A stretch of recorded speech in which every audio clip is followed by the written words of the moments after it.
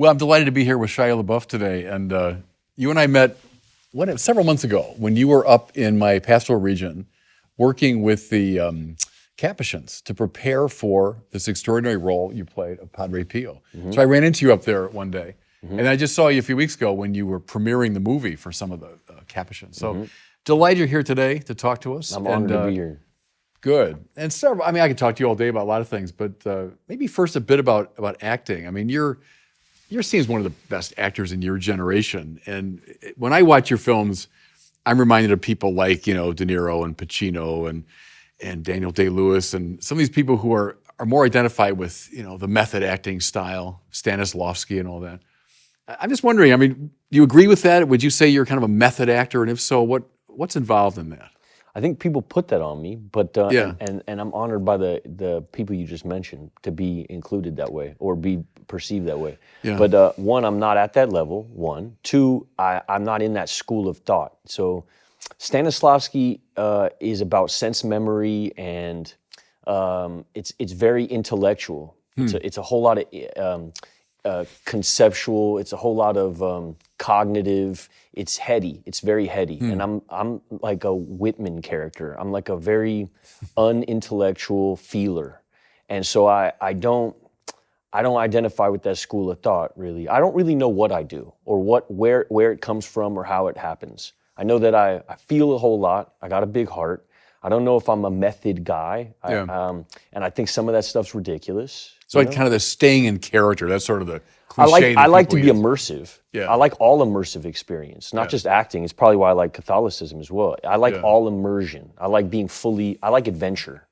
And that requires like full immersion. So I would consider myself an immersive actor, but method acting has like a bad smell to it. Like too technical, too intellectual? And just kind of douchey, kind of like just like mean. Mean. Yeah. Sometimes I feel like there's people on film sets, like it gives some people an excuse to behave terribly. Yeah, okay. You hear some stories of guys just like sending people like rat carcasses and like ridiculous things that have nothing to do with the moment on set. What's the famous Olivier story that he was with Dustin Hoffman, right? And Hoffman stayed up all night and to get totally into this character. And didn't Olivier say like, why don't you just try acting, my son? dear boy? It's a lot easier. Yeah. Well, yeah, and this is tricky because both of those actors are incredible. Who would you side with? Me personally, I appreciate Hoffman more, and maybe that's just because of my generation. But I don't think it's required to. First off, I now having played Pio, some of the penitence involved in method is interesting because then you're not acting. I hate acting. I hate acting because it feels like you can get it wrong. When you're really in it, then you can't get it wrong. I hate losing. I like to win. And so there's ways to like backstop a performance where you leave yourself very little room for error if you're in the middle of it. If you show up with all the caps, it's easier to believe and that you're a part of that because you showed up with it equally. If you're playing a gangster and you roll in with gangsters, it feels the same way. Whereas the make-believe stuff feels like frivolous and unintrinsic and like wishy-washy. So say a bit about your own preparation then. So not the intellectual Stanislavski thing, but this immersive, entering into the emotion of it. Tell me more about that. You're preparing to play Padre Pio. What's involved in that? Yeah, because Stanislavski's like therapy. It's like therapizing, right? Which is really heady. Yeah. And let's focus on childhood trauma and the problems and things like that. Pio, right? So you wind up with this enormous responsibility, and you learn how enormous it is the further in you go, and you start to get very scared, and that fear motivates, like all things, fear and discomfort motivates like growth and change, and so I get this. I'm tasked with this enormous thing, which feels like. And this is a whole story in itself, how the role even came to me, but which also feels miraculous and unearned anyway, I wind up with this task, and the task is to play like one of the most spiritual men that ever lived. You're playing one of the most respected, beloved saints that ever graced the earth. some people in Italy don't carry a Jesus on them; they carry a Pio on them. Yeah, right. You go to certain places in Italy, and he's everywhere. He's Elvis, and I mean that in the best way. And you recognize rightly that this is more than a role. That this is Pio's interesting because Pio also saved my life. I mean, it's not just like a movie or something like that. And I don't mean that lightly. Let's hang on to that. I want to get back to that, of course. Okay. I want to ask you maybe one more thing about acting. If you like immersive experiences and you get tasked with playing Pio, your life is going to change. Well, I see that, for sure. That happened to you. Yeah. Here's what I want to ask you about, though. Actors have been fascinating to us from ancient times. It's not like a Hollywood thing. It goes all the way back to ancient times. The people loved actors. They find them fascinating. For some reason, people that can play other people, we find compelling. And then even like the ancient philosophers were very interested in acting and theater, Can I interject for 1 second? Yeah, go ahead. Just to say that Mass is a bit of a performance. Yeah. Mass, the priest is performing the last moments of Christ's life, and he is a vessel for this extraordinary experience, this extraordinary moment in time, and he is replaying as the host is imbued with the Spirit, that is a bit of a performance. And so different priests have different performances. And not to say a priest is an actor, because that somehow minimizes the sacred nature of the task, but there is a correlation between Mass and being an actor completely immersed in an immersive experience. Mm-hmm. That was my first inroad to Pio, was, okay, that Mass is an immersive experience. He's fully involved. His Mass was very different than other Masses that were performed in that it was lively. It was, you never knew which way it was going to go. We have some films of those. We've seen Padre Pio sing Mass. And it's an emotional experience. It's not just the tradition of it. It's not just the ritual of it. It's an entire journey that he goes through. He's exhausted at the other end. He's sweating. He's dripping. He's crying. There's snot. It's like the man went to battle. He went to war, and it feels like there's a death that happens and a resurrection, and it's extremely emotional, which is how he touched people. He didn't touch people through like these profundities that he spit. He was also an immense feeler. A lot of his contemporaries didn't liken him to an Aquinas or an intellectual. He was an extraordinary feeler. He was like a pro-feeler. And that was my first inroad to him, was the fact that I as an actor who feels that way, that I'm not like I didn't go to school. I didn't go to Juilliard. I'm just like a street tough who wound up in this wild world. And in Pio, I found the same kind of misanthrope who wound up in this wild situation where a lot of people put a lot of pressure on him, and he felt the enormous nature of the task. That was my first inroad. Yeah. I'm sorry for speaking too much. No. Here's a lot of things were going through my mind as you were talking. One is, I heard Bruce Springsteen say one time that his first introduction to performing was being an altar server. So he's in this Catholic parish, he's an altar boy, and he said, there you are up on this stage that's well lit, and there's people out there, and you're dressed up, and he said it was like my first introduction to performance. I also thought of Thomas Merton, you know that name, the spiritual writer? Oh yeah. So Merton had all these friends in New York who were not Catholic, and he becomes a Trappist monk, which is a pretty, intense expression of Catholicism. So a lot of them came to his first Mass, and they didn't quite know what was going on. So one of his buddies, a guy named Seymour Friedgood, who was Jewish, said, what is the Mass? And Merton said, well, it's like a ballet with certain prescribed movements and gestures. Now that was the pre-conciliar Mass, the older Mass, which probably is a little bit more like that. But it's to your point about the performance of it or the drama of it, because it is a sort of recapitulation of the drama of Christ's life. Even the priest coming into the sanctuary, the word entering into flesh, coming into the world, the priest being relatively silent for the first part of Mass, the quiet, the silent years of Jesus. Then the proclamation of the word, that's Jesus preaching. Then there's the sacrifice of Calvary, et cetera. So the Mass is if you want, a dramatic representation of the life and death and resurrection of Jesus. Also, when Mass is done really, really well, you feel like a secret is being shared with you. And good performances are this way. When you see really good performances, you feel like, oh wow, this person is sharing a secret with me. It connects in something deeper where you feel like somebody is expressing something from in you, and you're seeing it up on screen, and that's what I get out of really good Mass. A really good Mass feels like it's sharing some secret with me, some profound secret with me. Not to get too corny or anything like that, but that's what it...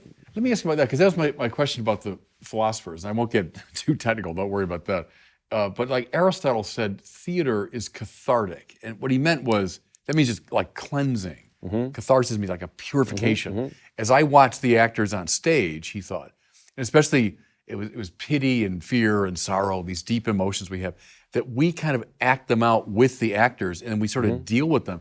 And we post-Freudian people get that too, of like deep emotions in us that might be suppressed, but they're coming out as we're watching a great film or a great play. I mean, do you see that, or what's happening when you're watching a really good movie beyond just entertainment? Yeah, you're activated. It's probably why Mass has changed. The Mass has changed because there was a yearning to activate the public in an artificial way.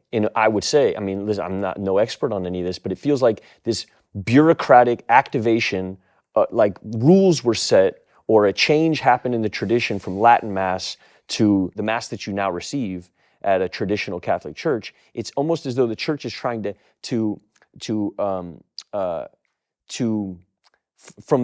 almost from the office, activate the audience without putting the agency on the priest. We have full, conscious, active participation. That's which is where the line of singing and the Vatican back II. and forth comes Right. from, whereas old Latin Mass put all the agency on the priest to be fully activated, and that activation of the priest was supposed to activate the audience, to activate the laity. That all the agency was put on the priest. And so, and I don't want to get too far into this because then you get into controversy, but Latin Mass affects me deeply. How come? Because it feels like they're not selling me a car. And when I go to some Mass with the guitars and stuff, and I'm from, Santa Ynez, right? So that's where I was catechized. And there's a lot of guitar playing, and there's a lot of like what feels like they're trying to sell me on an idea. Yeah. Whereas what I feel when I went to Oakland and went to like, and by the way, there's a very incredible version of that as well that's super activating and very emotional that I've experienced up there with Father Bobby. There's also, and Father Peter, but there's also this something that happened, Christ the King in Oakland does a Latin Mass every day of the week. And it feels like it's not being done to sell me on anything. And it feels almost like I'm being let in on something very special. And the quiet, it activates something in me where it feels like I found something. It's a little bit like a band. When a band is pushed on you, it doesn't feel the same way as you finding it. When you find it, then you root for it. It feels like this special thing that you found, and you protect it, and you hold it, and it's yours. When somebody's selling me on something, it somehow takes it kills my aptitude for it and my suspension of disbelief and my yearnings to root for it. I get it. There's an immediate rebellion in me. Yeah. Yeah. No, I get that. You're hitting different dimensions of it, because you might say the shadow side of the older form was it became too much of a theater performance and the audience is just kind of sitting there taking it in, where what all the liturgical reform people wanted, this is way back in the 40s and 50s, was this full, conscious, active participation.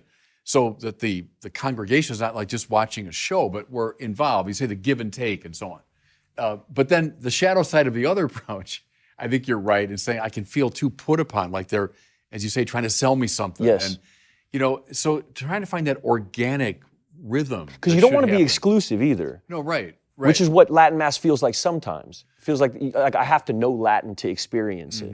But however, I would also say that there's certain language where I don't need to know the words. Yeah.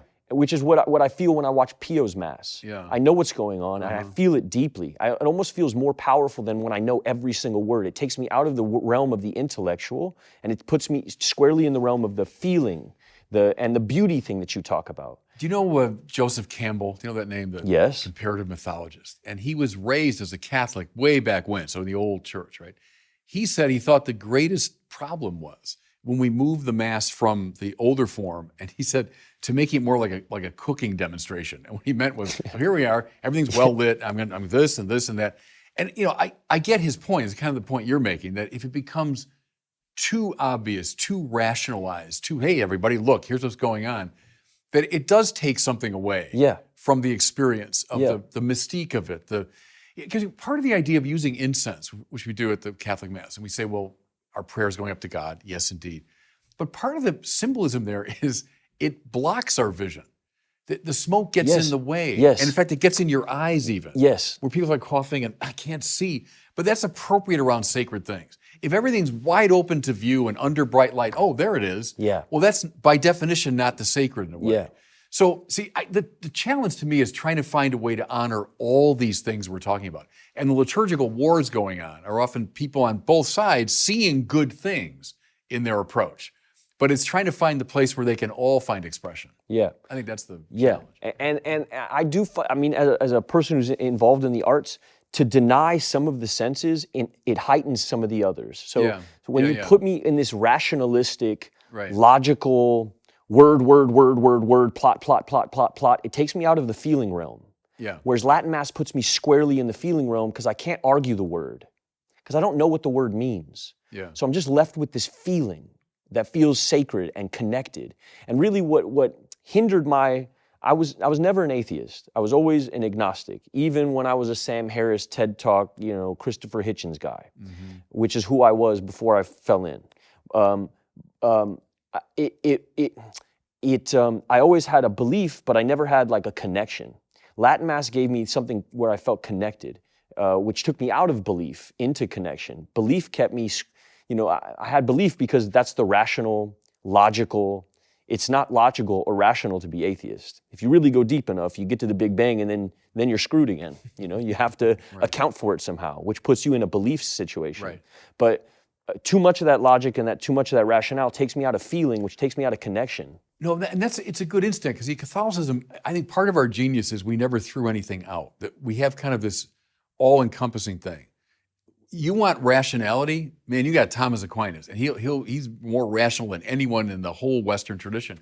But then that same Thomas Aquinas, who could write in a highly, highly technical way, they say couldn't get through Mass without weeping copiously. Yeah. And so that's Catholicism, is that we've got the emotion, we've got the art, we've got the sensible, we've got the intellectual, and it's all there. We never threw anything away, And so, because people are in different places. When I was a young kid, I responded to Aquinas' arguments. They made a huge difference to me. Wow, that is really rationally compelling. Other people respond in very different ways. I responded differently at different stages of my life. When I got through that, and then other things opened up to me, So I love that we've got this house with all these doors that are open, and whatever door works for you, come on in. Well, Merton is really interesting because he's a poet, and he speaks really rationally, but his writings are, and he was an atheist. So if you walk in and you were me reading, Seven Story Mountain, he spoke to every part of me. He was a big deal for me. Him and... he was for me too. Yeah. I didn't realize that you had read, so you read the Seven Story Mountain. It was sort of required if you were going to play Pio, I was told.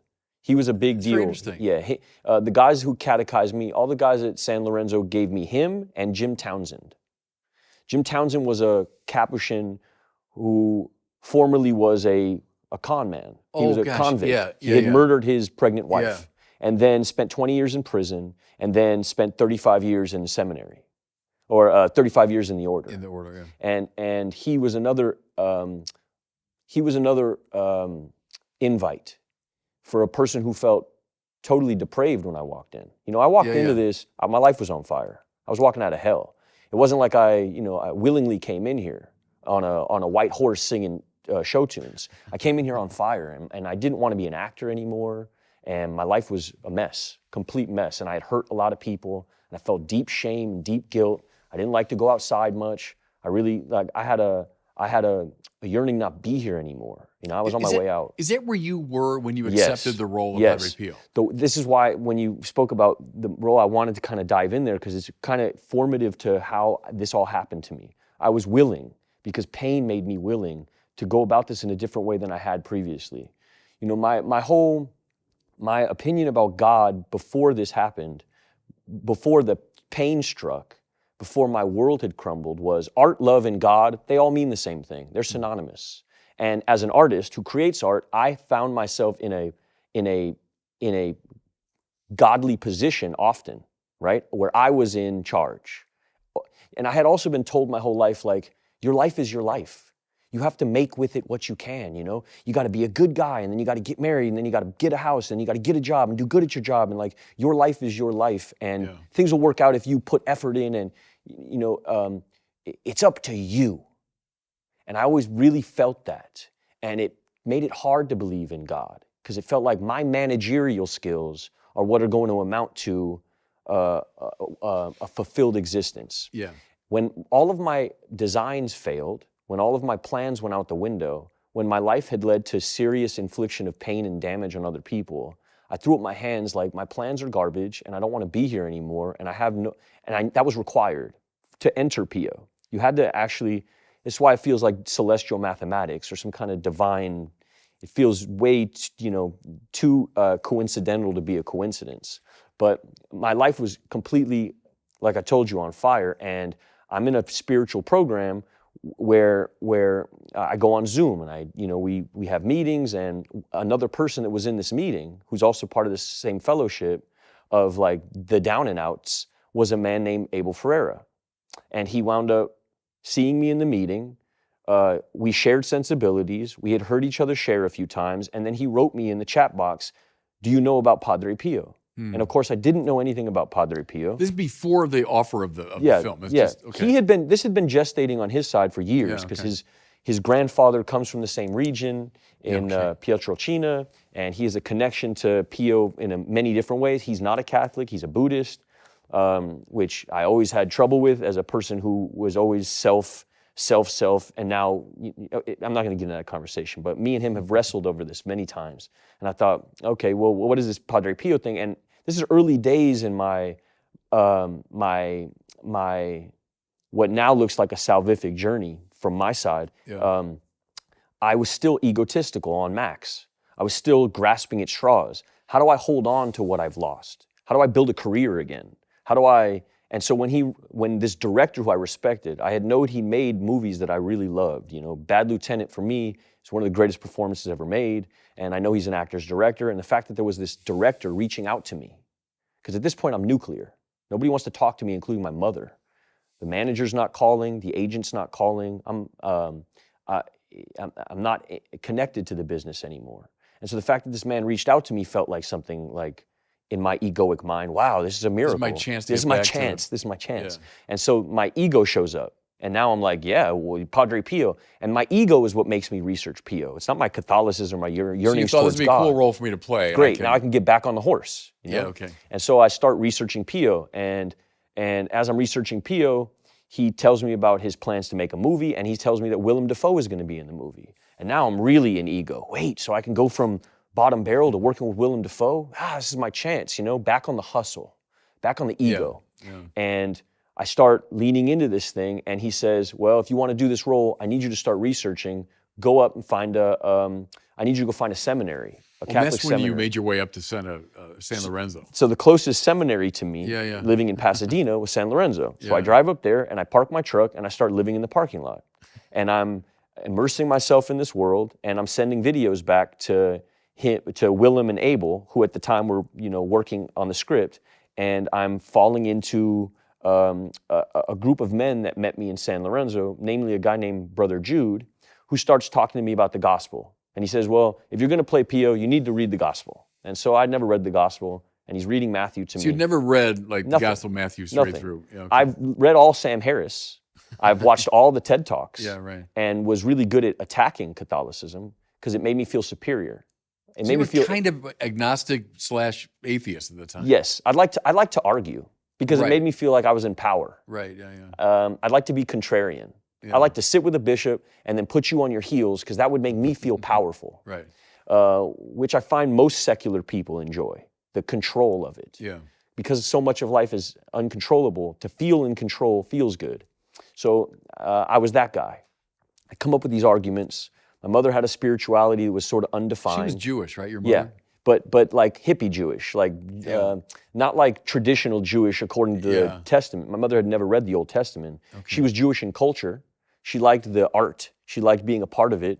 She liked the rabbis and the charisma, but she wasn't a practicing Jew in that she wore tefillin and read the Old Testament. And I had never been given any of this information. I've been bar mitzvahed phonetically. I read the Hebrew phonetically. So it felt like a show. It felt like a hustle. You didn't know what you were saying. I didn't know what I was saying. And in that way, it felt, and it wasn't emotional. It felt like I was doing it for my grandmother, who at that time was on her last leg, and I was told I needed to get bar mitzvah for my grandmother. And you were like 13 at the time? At the 13, age, and I read it phonetically, and my grandmother's happy, and they put me on a chair, and that's my spirituality for a long time. And it felt fake, because I never invested, I had never felt any real suffering in my life, so I didn't have any willingness to have any belief, so I had no faith. Okay, so that's the... So now you're up at San Lorenzo, and you're given the Gospel of Matthew. I'm reading Matthew. It for the first time. I read it for the first time, and things start to strike me, like John the Baptist. Yeah, okay. Like the story of John the Baptist, being a reformed hedonist, being this man who was wearing like this, who was sort of like, scraggly, and like he kind of felt like an old Western character from some kind of like I don't know, like he felt like a cowboy. Eating locust and wearing he felt like kind of rustic and strong and masculine. And my opinion of Christ at this point felt almost like I was reading about a Buddhist, like this very soft, fragile, all loving, all listening, but no ferocity, no romance. Then you hadn't read the Gospel. I hadn't read the Gospel at that point. I just had this art that I had seen of like this very soft, more feminized Jesus. Yes. And so I hadn't had this idea of like the Old Testament, Christ on a horse, cape, dipped in blood, sword. I had none of that was in my lexicon of knowledge. So all I knew about was this very soft, meek Jesus, which didn't fit into my idea of what masculinity would be. I come from my dad was a Mongol biker, it's like it wasn't appealing to me. And then I read about John the Baptist, and it became quite appealing. The grizzle. Yeah, right. And then you get further into the gospel, and you start getting into like elements of this like redemptive. It felt like I started reading about a route. I started like reading a map, towards something that felt like let go. That's really what I got out of the Gospels. If I could wrap it up in 2 words, it was let go. And at that time when I was reading it, I was holding on so tight to a life that I was slipping away through my hands, to 35 years of management, that the Gospel gave me this invite to just let go. What never was appealing to me about Buddhism was this idea, like, if I'm in a boat and the boat is sinking and I don't know how to swim, Buddhism is a book that tells you, and read this and learn how to swim better. And at the time in my life, like, I didn't want to swim anymore. I had a gun on the table. I was out of here. I didn't want to be alive anymore when all of this happened, okay? Shame like I had never experienced before. Kind of shame, you forget how to breathe. You don't know where to go. You can't go outside to get like a taco. Like, you don't want to go anywhere. And that's where you are when you're up there reading the Gospel and thinking about playing Padre Pio. You're in that state. Yes, but I'm also in this this deep desire to like hold on. Yeah. And so I read the Gospel with this man, Jude, and I keep hearing like in many different variations of it. I'm not going to explain the whole Gospel here, nor do I need to. It's you. But I keep hearing let go. Mm-hmm. And to a person who's been gripping so tight for so long, it feels like, it just feels like, it just feels like the right move to let go, like complete surrender for real. And it stops being this like prep of a movie, and it starts being something that feels beyond all that. And I stop sending videos. Like at a certain point with Jude, I just like really fall in. And then I meet these women, Sister Lucia of the Sacred Heart Sisters, who starts really like catechizing me in a very real way, in a very like, let's go through it, let's talk about it, paragraph by paragraph. And what happened was, there also happened to be like a meeting at the church for this other spiritual program that I'm in, right next door to Sister Lucia's. So I'd wake up in the morning, 9 a.m., I'd go to my meeting, and then 10 a.m. I'd be with Sister Lucia, and then 11 a.m. I'd be with Brother Jude, and then 12 I'd be with Father James, who's now in Burnley. But Father James was like this. Father James felt like an old sheriff. Right. I don't know if you've met Father James. Sure, yeah. He's like a grandfather. Right. His hand is enormous. Yeah. He made me feel safe. He would just put his hand on my shoulder sometimes. and he wouldn't say much to me. He wasn't, but he was also like this Archie Bunker character, where like his love felt like you had to, like you were pulling it out of him. Yeah. And he was always around, and I started falling into this group, and I'm living there, so I'm taking showers in there, and I'm eating with them, and we're hanging out, And they're drawing you into the Christian, the Catholic thing. They're kind of drawing you into the gospel, into a certain way of life. But more than that, it's not even like they're drawing me into like laughter. They're like sharing jokes with me. It's like we're just like hanging out. And at this time, I had no friends in my life. You know, what did Jesus do with people when he first met them? Typically, he'd eat and drink with them. You know, so you think of Jesus, well, he's giving the Sermon on the Mount. Well, yes, he does. But the typical move of Jesus was, well, let's get around the table and we'll talk. Yeah. And he's talking to prostitutes and sinners and tax collectors, and you know, so that move of theirs, to kind of draw you in. Yeah. Draw you into their life. Yeah, and I'm eating their ice cream, and I'm eating them out of house and home, and I'm filling the tacos back up, but like I'm really like, they're not asking nothing of me. They're not asking me to sign nothing. They're not asking me to do nothing or take pictures. I'm just like sitting around, and I'm petting their cats, and I'm hanging out, you know? Yeah, right. But the lesson of, as you put it, let go, was coming through. Yeah, that's all I kept hearing. But not just let go, but reach out, right, to someone who's reaching out to you. The reach out had happened for me. Yeah. I was already there. I had nowhere to go. This was the last stop on the train. There was nowhere else to go.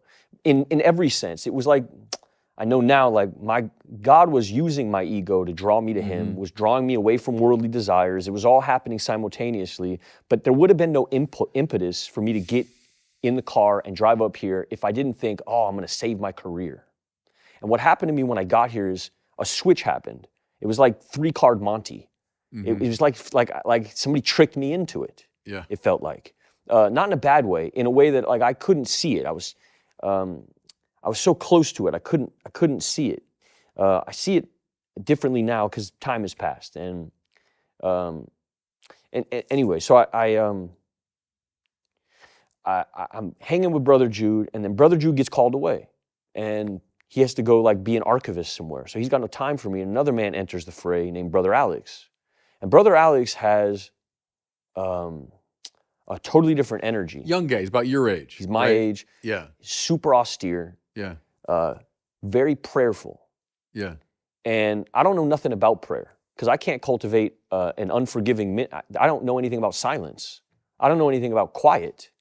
I don't know anything about it. I got a cell phone in my phone that will give me everything my ego needs. It's buzzing all the time. I got all this, there is no silence, or I don't know anything about meditation. Meditation at this point in my life feels like a self-imposed timeout. Prayer feels like I'm memorizing somebody else's words, like I'm an actor, like I'm doing monologues for myself in my head. And Alex says, just go into that chapel and just shut up. Where the Blessed Sacrament is. Yes, Yeah. and just sit there. Just sit there and be quiet. And that feels like a very strange thing to tell me, and I'm also rebelling. And right around this time, you and the deacons show up for like this deacons meeting. Well, that's the first time I met you. It's the first time I meet you. Okay. The deacons are all hanging out at the church. Right. And I feel like, oh, this is like, wow, it's amazing. I get to sit in here, and I feel like I'm not allowed to be there, but then all the deacons are like being really warm with me, and I'm sitting in the back. It was Mass first, right? It's Mass. Then, We do Mass, and then we go like have a little sandwich. Right. And you do this talk about prayer. Yeah. And how it's really a simple 4-step process, prayer, and I needed somebody to simplify it for me, because it felt like, one, I needed it to be defined. I didn't want it to be this esoteric. I needed something very defined and very practical. I needed something very like boots on the ground. And you said, quiet leads to loving thoughts leads to loving action leads to peace. And that hit me heavy. It was Mother Teresa I was quoting there. That's whoever it was, it's changed my life. So then you go into pray rosary. Yeah. And I'm just learning rosary at this time. I know the front half. I don't know all the prayers. I can do, I can get to the middle of the rosary. I don't know the dismount prayers, but I have enough to like, it pauses my head, which I guess what rosary does for a lot of people. It makes it tactile. It's a great prayer, right? It takes me out of the cognitive and it puts me into the physical. It physicalizes it. And for somehow that pauses all of my internal nonstop chitter-chatter monologuing of what I want and what I need and this animal in me. It calms the monkey mind. That was Merton's line that he got from the Buddhists, actually. The monkey mind's always leaping around. Yes. Here, and it calms that. It calms that and centers it. Yeah, and makes me feel present because it's right here. Right. I can hold it. You hold it in your hand. Yeah. Right. And so we're praying the rosary, and I'm waiting for loving thoughts, and it's not my first or second or third or fourth or fifth or sixth or seventh thought. But then I hear a thought like, call your mother, tell her you love her. Now, me and my mother at this time, my mother don't want nothing to do with me. You know, the news that had come out has been like I've been abusive to women, and I've been shooting dogs, and I've been willingly giving women STDs, and like it's disgusting. It's depraved. And my mother is embarrassed beyond all imagination. She doesn't want nothing to do with me. And we hadn't talked, and I'm living in this parking lot. And I get out of rosary with you, and I call my mother, and I say, I don't have much to say to you, but I love you and I'm safe. And she said, oh, I'm so grateful. And she hangs up the phone, and it's the first time I had really like talked to my mother, and I felt this peace. Because I had all this resentment and animosity, like, how could you dip on me? You're my mother. You know, no matter what happens, like, this is conditional love that you offer me. So, you know, then I start reading the Confessions by Augustine and his mother and that relationship. And right. everything starts to feel like click, click, click, click, click. Right. And Augustine being like a hedonist who had made all these flaws. And then they started explaining Francis to me and all this ego that was in Francis. Just a complete egomaniac. Same story, right. Yeah, like, and I start feeling all these connections, and I start seeing this route, and and it says let go, and I find a way for myself. This is all before we're even in the movie. I'm not even reading the script yet. I'm just like laying the ground, I'm not even into Pio yet. I'm passing Pio's statue every day, and I'm kissing him on the hand just out of like reverence for the statue. Yeah. But I don't know anything about the man yet. Then I get to reading about Pio and about suffering. Now, this is another hack that happens to me at some point where I felt like my suffering was pointless. I didn't understand what was going on. I felt like, you know, and Father James walks me through like offering your suffering up as a purposeful. As like intrinsically valuable, that God taps certain people to go through certain suffering so that they can be more effective at bringing the good news forward. And we start talking about purpose. And I'm questioning like what my purpose is, because before this moment, my purpose was just to be a good actor. My purpose was just to be the best actor. That was my whole purpose in life, like just such a little dream, like the dream of an ant. Yeah. And James says, you know, what are you good at? And I'm like, I'm good at bleeding in front of people. He's like, what are you talking about? I was like, well, that's what I do. You know, I sort of just throw myself at walls. They film me. People tell me it's good. That's all I know how to do. He's like, okay, so you're good at suffering. How are you going to help other people with that? I was like, I guess I'll make movies and stuff. And he's like, yeah, but what else? And we start getting deep off into this conversation and what the arithmetic of purpose is. And James says, you find out what you're good at first. You find out how you can help other people with that, and that is your purpose. Yeah. And that's the leapfrog. Right. I mean, there's so many spiritual principles that you're talking about. And what's cool to me is you were learning them not abstractly, not from a book. You were living through them, and you had some good people guiding you. But, you know, one of them is the whole attachment, detachment thing, which every spiritual master talks about. I mean, ancient, medieval, modern, every master, is you got to hunger for God. We all do. Which is infinite hunger. It's what everybody wants. Sam Harris wants it, trust me. But we hook it on to something in this world. So we say it's wealth, it's power, it's pleasure, it's my career, it's whatever it is. It's going to make me happy.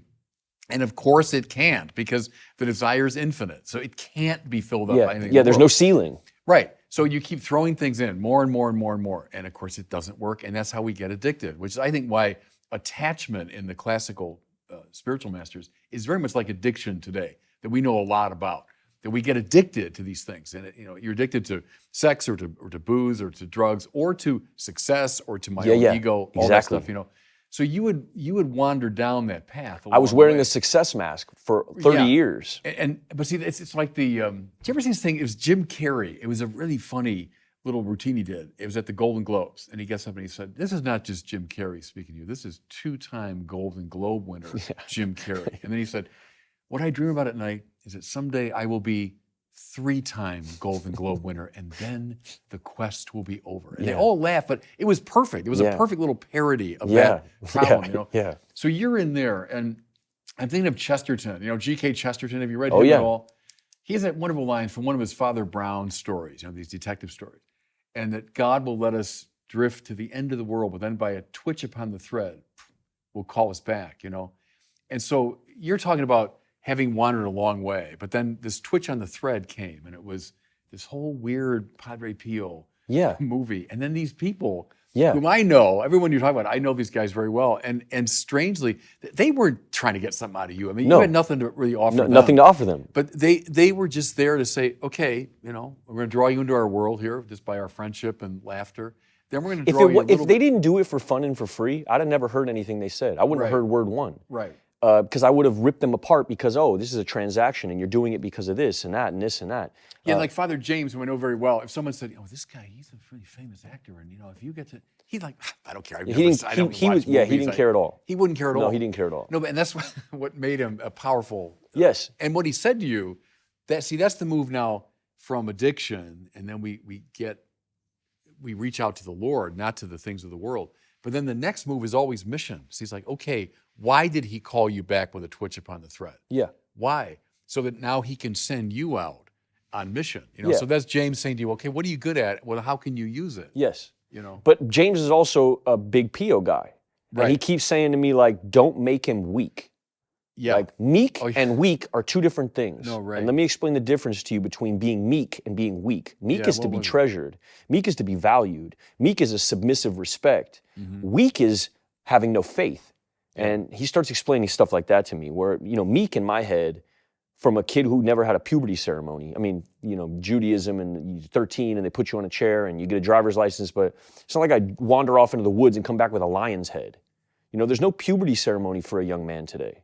You know, that's a problem in our culture. Yes. We've forgotten how to do that. And you don't really know what it is to be a man, you know? And James starts talking about mountains. You know, this is where Seven Story Mountain comes about, but we were in a conversation about a mountain, about what in nature is masculine. And I'm like, and he says mountain, and he says, do you know why? He goes, because it's immovable. You know, the wind is not going to move a mountain.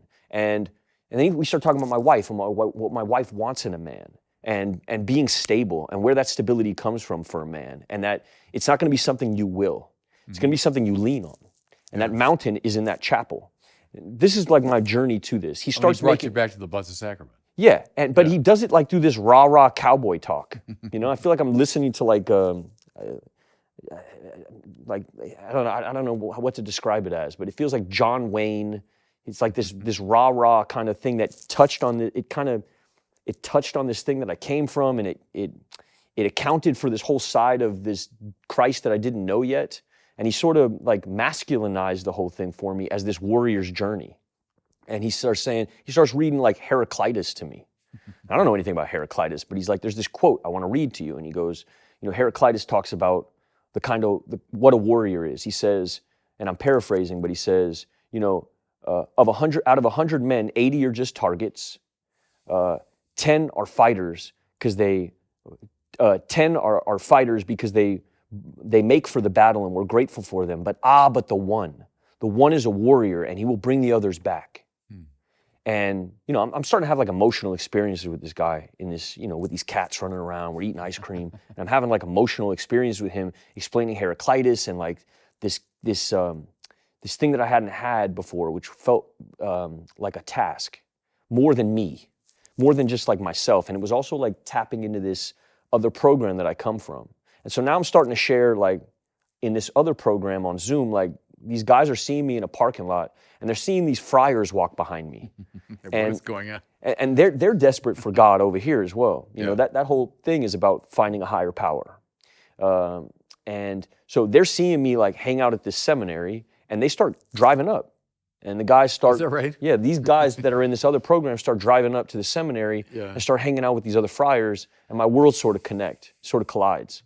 And then, oh man, where are we in the story? But well, you've come a long way spiritually at that point. Yes. I mean, now I'm experiencing prayer. I'm experiencing rosary.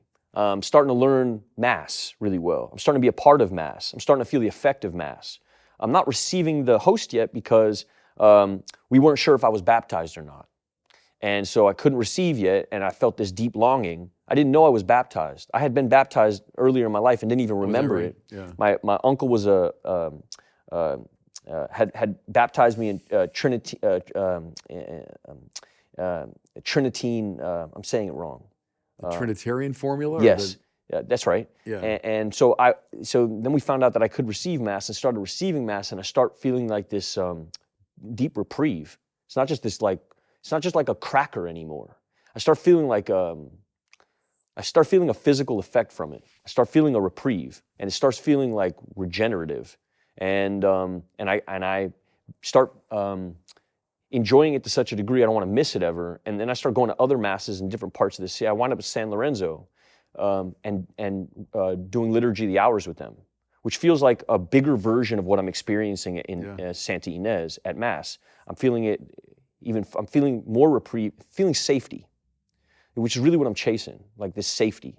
And I'm feeling it with these brothers, and I start feeling like this fraternity start to build around me. And then I start telling Abel, like, I got to bring all of these guys with me. And he's like, well, we can't do that. Pick one. And I don't know who to pick. And so I go to the head of the novitiate, and I ask him to pick. And he picks Alex. Oh, and that's how Alex ended up. That's how Alex falls in. And so then they write a role for Alex. And then me and Alex wind up going to Italy. He's in the film He's quite in the a movie. bit, actually. Yeah, he's my right-hand man. Right. I mean, in life and in the film. Yeah. And what he brings with him is like, he's like a walking, I don't know how to describe him. He's my inroad into Catholicism. He was the guy who Eskimo'd me in, pretty much, and continues to be the guy who I can text him about anything, you know? And he's also a really good mediator between me and my director, because I'm not an expert in Catholicism, but I have one with me who's really good at being diplomatic with two creatives. He doesn't have this like energy. He has he's like water. I don't know how to describe it, but he's very diplomatic. And so, I mean, by this time, you moved a long way from being on fire in that negative sense. When you say you were really I'm not feeling that anymore. Yeah. Now I'm feeling like quite driven. And I'm trying to name some of the moments. It was the way these guys included you in their community is one thing. It's reading the gospel. Yes. You started reading things like the 7-Story Mountain. Yes. You're spending time in front of the Blessed Sacrament, right? Jim Townsend, Brother Jim Townsend also gave me permission as a sinner to feel like, well, I hadn't sinned like that, and he was a Capuchin, so it made me feel like, okay, well, me too. Like, I'm involved in this conversation. Yeah. It was seeing other people who had sinned beyond anything I could even conceptualize, also being found in Christ, that made me feel like, okay, well, that gives me hope. Yeah. And James said, hope is HOPE, hearing other people's experiences. And it's the truth for me. I started hearing experiences of other like depraved people who had found their way in this, and it made me feel like I had permission. Classic form in the spiritual tradition, going back to people like Augustine, Augustine, he was lost. It's the same thing. I mean, he reached a point in his life. What he was obsessed with was fame. I mean, in a way, like you, he wanted a great career. Yep. He was this rhetorician. He wanted to be the speechwriter for the emperor, which indeed he became. And then that famous story, remember in the Confessions when he's going to accompany the emperor as he's going to recite one of Augustine's own speeches, and it's the high point of his life. And they run into this poor drunken guy in the street, is carrying on. And Augustine looks at him with disgust, and then he realizes, tomorrow he'll be sober, but I'm still going to be completely drunk on ambition. Yeah. And it led him down that same sort of hellish path until it was Ambrose. See, Ambrose for him was sort of like Father James or Brother Alex for you. There was this great bishop in Milan, and it was his preaching. And here Augustine went to hear him because he heard his rhetoric was impressive. I'm going to hear this guy. He's a great user of the Latin language. But as he listened to him, he's also preaching the spiritual life, right? And so Augustine, and tears had a lot to do with it. Augustine was like a hyper intellectual, but man, there's like tears on every page of the Confessions. Yeah. And he starts weeping as he listens to Ambrose, Yeah. So that's a story from so many centuries ago, but it's your story in many ways. Yeah, it is. And I'm experiencing a lot of that also, but also the weird thing is like separating what if this is actually happening to me for me, and what if this is like Pio and this film and preparation and the separation. I'm before this movie, I'm chasing no separation, but here it felt even further. And there was a certain point where Abel's like asking me to do an accent, Because you didn't do an accent. No. You just spoke in your American. Yeah, because at a certain point, like I prayed on it, you Yeah. know, and I thought, this is the separation I'm not after. This feels like okay, now I'm just like wearing a mask, like a Pio mask. right. Whereas it felt like the task wasn't that. The task, even beyond what the director was asking of me, and he found a way to find the same kind of, he found my reasoning just, was that I was having like genuine, while we were practicing Latin Mass, I was having genuine emotional experiences. And aside from the fact that, you know, as a Neapolitan speaker, his accent wouldn't have matched Italian anyway.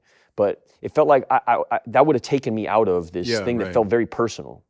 And so we didn't do an accent, because I felt like what was happening to me was like some kind of vessel. I'm not going to be too cheesy about it, but it felt like I wasn't in control of a lot of the stuff that was happening. There wasn't a whole lot of like emotional actor prep.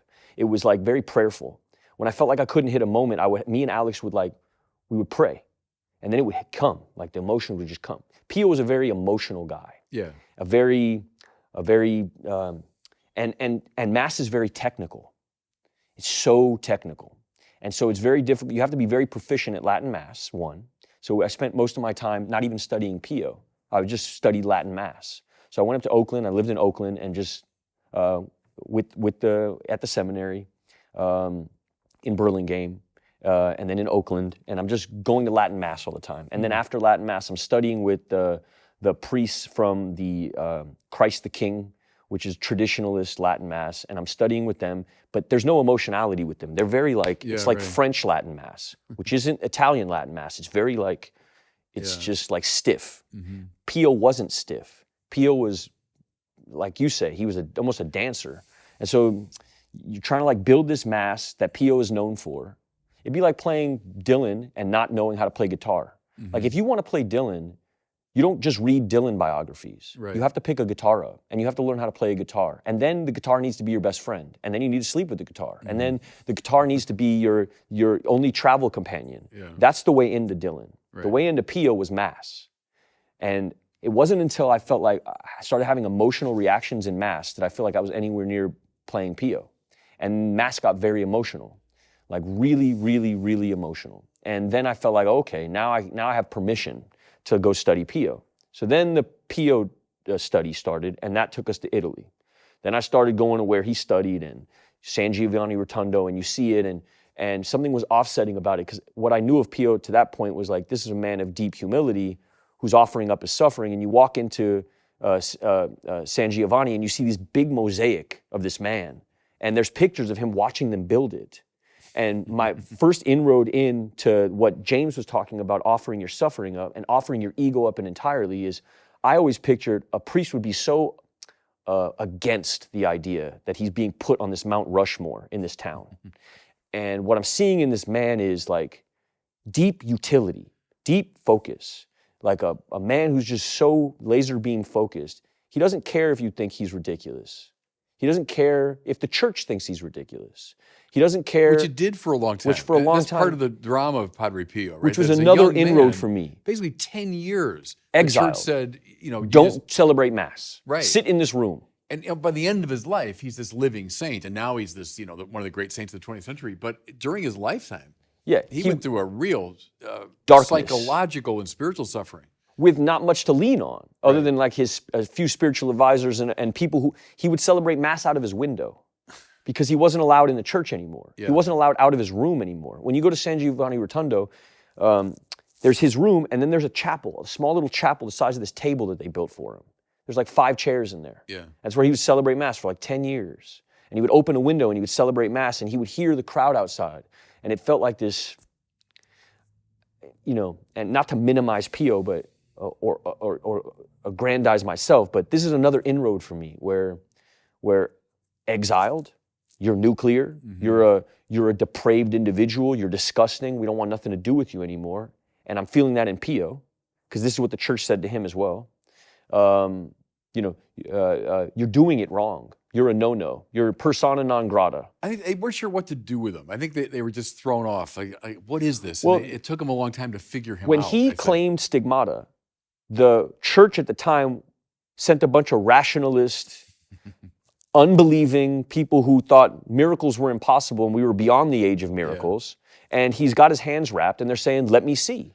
And he's saying, "No." And then they write him off. "You're a liar. Yeah. You're a liar, and you're using the church to sensationalize and create a spectacle out here so you can sell keychains," or whatever they thought they was doing, you know? And so they write him off as a crazy, as a lunatic, a person who is pimping the church, is what they thought. And he had genuinely experienced something. Which is true of a lot of the mystics too. That the church has a hard time taking them in at first, and it takes a while to figure them out. But no, I like how you're using that though as a way into your own life experience. Because again, I'm feeling all this deep identification. Like here's another example of a man who, when he was exiled, he didn't hit Twitter. Right. He didn't go on Twitter and say, "I didn't do this, I didn't do that." He just got quiet. Yeah. He got quiet and he said, "Is that so?" And then he continued doing what served him and the people that he was serving. He didn't get loud. He didn't do the Martin Luther. He did the St. Francis, which was he quietly got more Christ-like. Yeah. And cultivated that, as opposed to like this rebellion. He accepted it. Yeah, he accepted the judgment of the church. Yeah, he could have started his own church, started his own order. Right. He had that much following. He Right. could have at that moment walked off into the woods and created a whole new sect of Catholicism. Right. And there are a lot of people in the tradition who did things just like that. You know, probably mystics who had some legitimate sense of God, but they didn't keep communion with the church. Yes. You know? But let's go back to the stigmata for a second, because I don't want to give away too much of the movie, but it is featured in the movie that Padre Pio bore in his own body the wounds of Jesus, right? And you could say from a distant perspective, like, oh, wow, that's really something. It's kind of glamorous, you know? But he took it for what it was. I mean, this enormous suffering. Yeah. They hurt, you know, literally. These were wounds that hurt. And the idea is he was identified with the suffering of Jesus, which is a suffering that redeemed the world, you know? And this very deep mystery is precisely through our pain very often. That we find salvation, but also we become a vehicle of salvation to others, right? And so, I mean, you're talking about your own pain in your life. This is why when I said to James, you know, he's like, "What are you good at?" Yeah, right. I'm like bleeding in front of people. Yeah, right. And then I start looking at Pio. And it's genuinely what was going on. He's doing mass and he's bleeding in front of people. He's wrapping it up. Yeah. It's not a billboard, "Hey, look at my stigma." But I feel like this deep like identification with a Pio figure. And then I start looking at how he moved through the exile, which was to get quiet and cultivate more of the Christ in him. And that becomes my MO. That's modus operandi. And it's happening to me while I'm researching. And so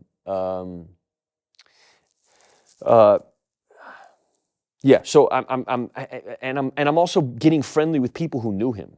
You know, he becomes. So you met some who actually knew him. People he dies who were about 1968, right? Yes. So these would be pretty old men. Well, when you go to San Giovanni Rotondo, the fathers that are there now were confessing to Pio.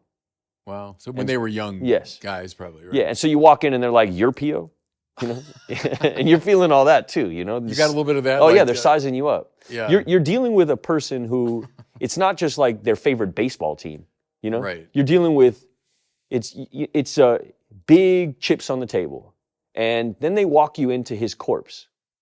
That's right. So he's there. Yeah. And it's overwhelming. You know? It's like the weight of it all. You know? You're standing with a dude who used to confess to this guy. Yeah. And this guy created all this. And you're in this town with the third biggest hospital in Italy that this man built out of nothing. This place, they used to grow radishes. Now it's got the third biggest hospital, a radiation center at the top. And, you know, they're studying cancer treatments. And it's like, you can't even fathom how much was done, how much got done in a very pragmatic sense, not in an esoteric hooty-doo way, in a very like feet on the ground, like it feels like lumber. It feels like you can hold it. And you're looking at this and you're feeling this, and again, I'm just feeling like this let go, like you got me, you know, and it feels like this, like I'm imbued with this thing. It doesn't require me to do much, you know, it just requires me to get out of the way.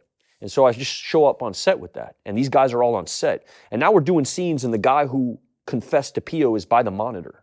It does something. It does something. Did he tell you anything that was helpful? Did he say, like, here's he did. something you should do? He did. He told me he told me there was one time where he was confessing and there was a woman in the hallway who was wearing a dress that had her ankles exposed. Yeah. And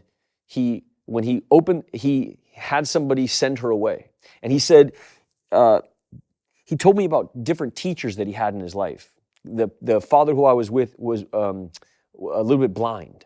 He had vision problems. And he told me about this teacher who, in the seminary, he told me about two big teachers for him. One was a man who bought him really big books so he could see better. Yeah. And the other was Pio, who had failed him in his seminary. He used to teach the kids. Oh, Pio had teach the kids. Yeah. Pio would catechize the youth and walk them into postulancy. He was the one who was like man on the ground, dealing with the new recruits, as you would say. And they had a curriculum, and you could fail the curriculum if you didn't study. So he was flunked by Padre He was Pio. flunked by Pio. And this is a blind man, right? So, and he at first he thought this is completely heartless. How do you flunk a blind man? And it was as if he heard Pio say, "You can do better." Yeah. And it motivated his life. He's now one of the head friars there. One of the most respected, most beloved old dudes in there. And he sort of also welcomes everybody in. He's after Mass. He the same guy I'm talking about. He goes and walks into the laity and he raises his hands and they all come around him and they kneel around him in a circle and he prays for everybody. They love him. The whole neighborhood loves him. But he was the one who said, the two teachers that mattered to me was this really giving, soft approach that identified like my problem and like was soft with me, bought me the big books. And then there was this Pio influence, which was holding me to account. He and was had tough. he had certain ambitions. He was tough. To flunk a blind guy and tell him, you can do better. Yeah. It requires a certain kind of a person who can see more in you than you can even see in yourself. And so this is kind of the energy that he had. And so there's scenes in the movie that, with him cursing in confessional and stuff like that, James really loves. Father James loves those scenes because they introduce a certain... He was tough in the confessional for sure. Yeah. That's well attested, right? He didn't take a lot of guff in the confessional. No. If someone's playing around like, Father, here are my sins, and Padre Pio knew, come on. If you had come in 4 times with the same issue, he wasn't going to even listen to you anymore. He would just send you away, and you'd hear him yelling from confessional as you were waiting to go into confessional. And so as you're walking into confessional, he just let loose on another guy. This is the Pio style of doing things. Tell me about, because now we're on this theme of the tough Padre Pio. A really striking element of the movie to me are the scenes where he's literally wrestling with the devil. And it's well accounted for in the stories of Padre Pio that his brothers would hear this like ruckus up in his room. Yeah. Things being thrown around and his body being hurled against a wall. Yeah. And it was, he was wrestling, he was struggling with the devil. Well, broken fingers, bloody noses. Yeah, right. Yeah, he was in brawling all night. Which I know would strike a lot of people today, I'm sure, as beyond bizarre, but you find it in the spiritual tradition like crazy, that people who are really close to God, the devil hates them and will go after them. Yeah. And, Padre Pio opened something up that was extraordinarily powerful, and I would say included someone like you. So you go back to 30-something, the young Padre Pio, or whatever, 1920. But God had you in mind. That Padre Pio would reach out to someone like you. Right, right. So my point there is, of course the devil hates that. He hates that. And so of course he's going to go after that, because that's a very powerful moment when grace is breaking into the world, right? And so I find that very plausible. The older I get, the more plausible I find that. The devil, of course, wants to go after, even in a very direct way, those avenues of grace. Which feels like a suffering hack. Because then you feel like, oh, okay, well, the suffering is actually a gift. Yeah. Like, you blessed me with this. When I think about, like, what's happened in my life this way, like, the old me when I walked in was so upset about so resentful about the woman who accused me of all this. I wanted to go on Twitter and write all these things, and I wanted to justify this and explain all this. And now I actually see, like, the woman saved my life. She is, for me, a saint in my life. She saved my life. And that happened, that the perspective switch feels miraculous. What a spiritual experience for me is not like talking to a cloud, or like, when we talk about like the supernatural, in my life, it's a change in perspective. Yeah. That feels miraculous to me. There's no other way I could have done it on my own. So when I think about Pio and this fighting in this room, it feels like like, I can't account for his perspective in that room. I can't account for Yeah. it. It's his journey. It's his thing. And I think about, okay, well, what are my personal like fights? Was it physicalized? What and also did he? There's a question of whether like he is this him writing in parable form? You know, did he Right. genuinely? And I would ask the guys at San Giovanni. What did they say? It was a full-blown fist fight. Yeah, no. Yeah. See, the devil is usually more subtle because people at lower levels, you know, of a spiritual order, he tempts and he does all kinds of insinuating things. But I think with the great saints and the mystics, he's like, I'm coming at you. Yeah. I'm coming at you very directly. Yeah. So that doesn't really surprise me. There are a lot of stories like that in the great tradition, you know. And Padre Pio was, he opened up this avenue of grace that was extraordinary. So, of course, the devil hated him. You can see it when you go. You see there's dents in his room, in the wall. Right. There's dents in the room, Yeah. in the wall. There's like blood marks on the wall. There's Yeah. still, you know, they have preserved this cell to such a degree that, I mean, that's another wild thing to walk into. They still have his heart in a crystal box. You know, this is really like, that's, I guess, another thing that I love about Catholicism. It takes me out of like all this cognitive, like I have to do this fairy tale make-believe, and it puts it right there, like I can touch it. Mm-hmm. You know, I don't need to wonder whether a saint exists when I'm looking at his heart, when I'm looking at his, when you have all these talismans of like what, this actual like physical mana of what was there. For a person who's as caveman as I am in terms of I need a Polaroid picture, I need a Polaroid picture of God. Yeah. Catholicism offers it to me. You know, it gives me Polaroid pictures. It's the incarnation, right? I mean, in Jesus, we find the face of God. And right, so the appeal to the mind, but also, I mean, to the heart, the body, the emotions, and then that's carried on through the great tradition for sure. And that's the saints, right? That's why we keep relics. I mean, it's a prolongation in a way of the principle of the incarnation, that the Word becomes flesh, and so in the flesh of the saints, you know. I mean, I've got a Padre Pio relic back in my chapel. You know, someone gave me years ago, and I mean, it's powerful stuff. Yeah. This is the other thing is you start, like, I'm blessed to have had the experience I've had because once I met all the Caps in Italy, then they introduced me all the Caps in Rome. Yeah. And then when you go to Rome and you go to the, you know, the head of the order has a room that is full of relics, that is overwhelming. It's just, you cannot deny. Did you go to the Bone Church in Rome? Yes. Yeah, this type of stuff is like, it's just so effective. It's just so effective. It just, it's really hard. And it's also like trying to describe it to my buddies over here. It's like trying to describe what pizza tastes like. I can't. Right. I can't describe to you what pizza tastes like. You got to either put pizza in your mouth. No, but they'll see something in you, though. See, they'll see the change. Exactly. And so Jesus says, you know, metanoiate is his first word. You know, we say repent, but it means go beyond the mind you have. That's what it means literally. So nous is mind, meta is beyond. So he's saying go beyond the mind. And so the mind that we all get stuck in is this one of fill up the ego with all these things. You got to get beyond that mind. And as you put it, reach out, because the central theme of the Bible, you could say, Old Testament and New, is trust. Trust in the Lord. Because our word for that would be faith, you know. And before that means something more cognitive, it means something more visceral. It means trust.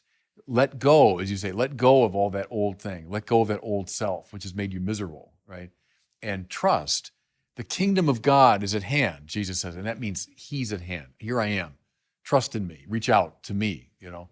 And that's Christianity. I mean, that's Catholicism. But it's so irrational to just trust. Yeah, You know, right. I can't just jump from nothing to faith. Because I'm convinced I need all those things to be happy, and so I hang on to them desperately. If I let go of my career, or let go of pleasure, or I let go of power, whatever it is, I'm going to be lost, you know. But that sounds like Peter walking on the water. You know, as long as he's looking at the Lord, he's able to walk on the water. But you're looking around, you know, it's in the fear. You know, perfect love casts out not hate, the Bible says, but all fear, right? Perfect love casts out all fear. And that's a very important move. I'm afraid. I'm afraid to let go. Let go, perfect love, right? The love that comes from God and is directed back to God, casts out all fear. And then see, you start glowing with it. So you're not on fire the way you were describing, like in this hellish fire, but now you start glowing with this light, which is, I receive a grace and I give it. Instead of saying, hey, I got something, I'm gonna get more of that. No. What you get, give it, and then you'll get more of it. It didn't make any sense to me that God comes to those who give. That's not what I was told before I came in. God comes. I came from the school of God helps those who helps themselves. Mm-hmm. That's what I was told. Yeah. And that's not what I found. God comes to those who give, those who ask. That's what I've experienced. I didn't do any of this. This is so when you talk about like what's your school of acting and stuff like, I don't know. I have no idea. I showed up for this movie, and there'd be scenes that we would be doing mass, and right before I would do mass, I'd turn to Alex and I'd say, "Brother, I love you," and he'd say, "I love you," and that'd be that. That'd be all the prep I need. Old me used to like live on a set. I would like live in a tank. Yeah. And I'd be living in the tank and like and doing all this extra blah, blah, blah. Because I was so scared that I wasn't going to get it right, that I didn't want to leave any room for error. I had no faith in anything other than my own will and my own efforts. And then you get to this set, it's you can only go so far, and then you really do have to have faith, because it's not like you're not playing anything you can actually rationalize. Action, you're fighting with the devil. What? How do you have to have faith, because it feels so, and that's the other thing is like, it could get so corny. Mm-hmm. It could just get so garbage, and you're desperate to get it right. You're desperate to like protect this man's legacy.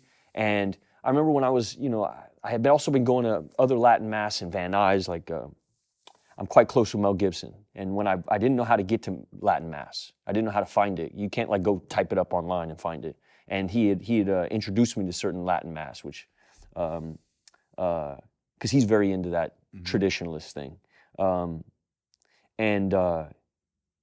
You walk into like that realm, and you have people coming up to you once they know that you're playing Pio, and they start like coming up to you and tugging at your shirt sleeve and saying, "Don't get it wrong. Yeah. He's the only one we have." You start hearing things like that. You ship out with so much pressure that then you're in front of the Mass, and you've just gone through 6-7 months of the shirt tugging, the introduction to the order, the introduction to who Pio was, and you're standing in front of the Mass that he used to serve Mass at, and you're trembling with fear. And there's no way you can actually find the agency that he had, and you go through all this second guessing, that to have Alex with me rooted me in something very tangible and real. And when I turned to Alex and would say, "I love you," it felt like God. This is really which really is God for me. Art isn't God for me, which is where I used to come from. Yeah. Art, love, and God being synonymous, but God and love are still synonymous for me. And the more loving that I am, the more I feel closer to God. Well, that's what God is, right? So when art reflects Him, yes, the true, the good, the beautiful all reflect Him. But what He is love, and love is willing the good of the other. So that when you do that, you are in the presence of God. I mean, the divine life is surging through you when you truly will the good of the other, which is a very, very rare thing. Because we're so tainted by our ego that even as I think I'm willing that person's good, but probably there's a lot of, because I'll get something out of it, right? That's why those moments of when you can return to another human being and say, "I love you," or demonstrate that's a rare thing. That means God is in you, right? Now, give that away. Keep giving that away, and you'll get more of it, and you'll get more of it. And that's the saints live in that place. But which is difficult on a film set. Yeah, I imagine. When the camera is on you. Right. It's so easy to get lost in ego when the camera is on you. Right. It takes extraordinary effort to get out. I mean, forget the camera for a second. I wake up in it. My left is my left, my right is my right. You are in front of me. It takes extraordinary effort, and it takes real work to get to another perspective. If I don't have a higher power, if I don't have God, if I don't have freedom, doesn't feel good with no structure. If somebody stripped me naked and threw me in the ocean, it wouldn't feel good. I'd be free, but I wouldn't enjoy it. This has given me structure to be able to enjoy my freedom, to be able to He's giving me, it's giving me purpose, the structure of it. I need the structure of it. Bob Dylan, freedom just around the corner from you, but with truth so far off, what good would it do? Well, let's go down the Bob Dylan route for a second. No, because I mean, see, he speaks a lot of these truths, because Dylan comes out of that tradition. But that's exactly it. So we can so valorize freedom as like spontaneity. I do whatever I want. But with truth so far off, what good would it do? I mean, freedom's always correlated to Can you say the lyric one more time? Freedom just around the corner from you, but with truth so far off, what good would it do? That's from Joker Man. Remember that from like the early 80s? No, you're a deep cuts Dylan guy. I'm like a big hits Dylan guy. Oh yeah, I'm both. I started loving Bob Dylan when I was about 13, and it was the concert for Bangladesh. Remember that? No, no, 1971, George Harrison organized it. One of the very first benefit concerts. Now that's so commonplace, but it was like the first one. For Bangladesh had gone through a great flood, right? All these people that were suffering. So he organized this concert. Everybody, Eric Clapton, Ringo, I mean, everybody at the time was there. And then the climactic moment was that he brought up Bob Dylan, who sang like 5 of his most classic songs. And he had been out of commission for a while. People hadn't seen him. And that was the first record I heard of Bob Dylan, was that performance. And I was like 13 or 14. And it just changed my life. Can I tell you Bob Dylan's story? Yeah. I made a movie called Honey Boy about my dad. Yeah, right. And Neil Young was a big deal for me and my dad. Love Neil Young. Yeah. And we didn't have like the budget. We were a small little like $3 million movie, really tiny film. And we didn't have like the money to pay for this Neil Young song that was a big deal for me and my dad. And I wrote this letter to Neil Young and asked him for the song. And he sent me a price tag that was exorbitant and would have been our whole budget.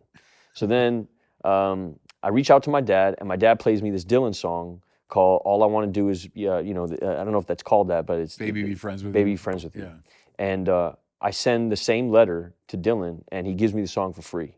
Oh, is that right? Yeah, for free. Pretty good. Yeah, for free. Nobody would do this. Nobody would do that. I mean, Wow. he's such a champion of the arts, like such a giving guy.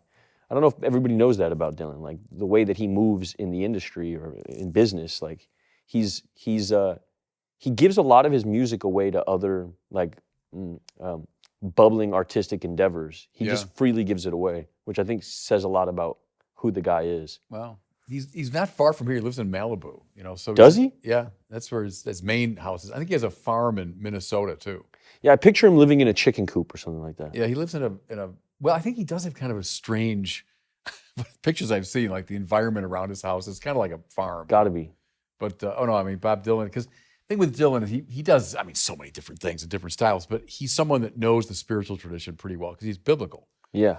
The Bible from the beginning to end, from the earliest stuff, Hard Rain and all that, all the way to today, is the Bible, I think, is the great golden thread that runs through his writing. Well, and as a blues guy, you can't really get into Lead Belly and guys like that unless you're into the Bible. Oh, the blues is all the Bible. It's all Bible. Yeah, and so that whenever you get into kind of Americana music like that, it's going to be the Bible is the thing.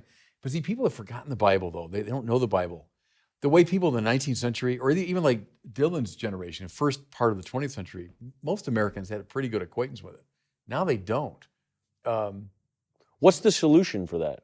No, that's a good question. And I just finished a commentary on about half the Old Testament. And that's part of what I'm really dedicated to, is trying to make the Bible better known. And a lot of the preaching that I do, people say, well, it's remarkable because you're talking about the Bible so often. Well, what else would you talk about? But for a long time, we didn't. A lot of our preaching wasn't biblical. So I'm dedicated to, making that central. Meaning you were encouraged not to talk Bible? Kind of. We were encouraged to talk about people's experiences. So in homilies? Yeah. Like to say the Bible's kind of too heady, or it's too strange, or it's this distant thing. So talk about, your experience, how it relates to their experience, and maybe bring in a little something from the Bible. And that was a disaster. I mean, to be honest with you, like my generation was trained to preach that way, and it was disastrous. The Bible is so much more interesting than my experience. Yes. And when I bring my experience to the Bible, and say, well, my world belongs in that world. Right? My world should be drawn up into that world. That makes it more compelling, I think. Mm-hmm. I agree. Yeah. I find that's, I guess, why traditionalist mass hits me from a different angle. There's not like this relatable, like the homily doesn't like, okay, we'll let the like all the air goes out of mass when that part of mass happens. when we've done a very prayerful, we've entered, it's very prayerful, the initial prayers, and then we get to the homily and like there's this tss. Right. Well, that happens when it's the priest's kind of own words and own experience dominating. Now, obviously they are my words, and of course my experience will influence it, but when that comes to dominate. To let your hair down right before you're asking me to fully believe that we're about to walk through the death of Christ. Yeah. Seems like, huh? They should be Christ's words, right? So the homily is an extension of the gospel, and it should be Christ's words that you're preaching. If it's Bob Barron sharing his private spiritual intuitions with you, well then who cares? I might do that at a cocktail party or something. But at Mass, it's the prolongation of the gospel. That's what the homily is. But the irony is, the more I do that, the more compelling the preaching is, and the more it reaches people. If it's Christ's words, it's the Bible that dominates, Yes. Hey, listen, I could talk to you all day. Yeah, I was just thinking that myself. But thank you for being here, and it was just delightful. And my feeling, honestly, is Padre Pio from his heavenly place. Just as those Capuchins kind of took you in, up in San Lorenzo, drew you into their company and more deeply into their life.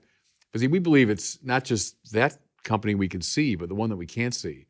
And that company, too, of the saints reaches out to us, and I think played a role in drawing you in. For sure. And so you're playing Padre Pio. I see it as a result of his intervention, in your life from his heavenly place. So praise God for that. Praise God for that. Thanks for letting me sit down with you. All right. God bless you, Shia. Yeah, thank you. All right. Peace.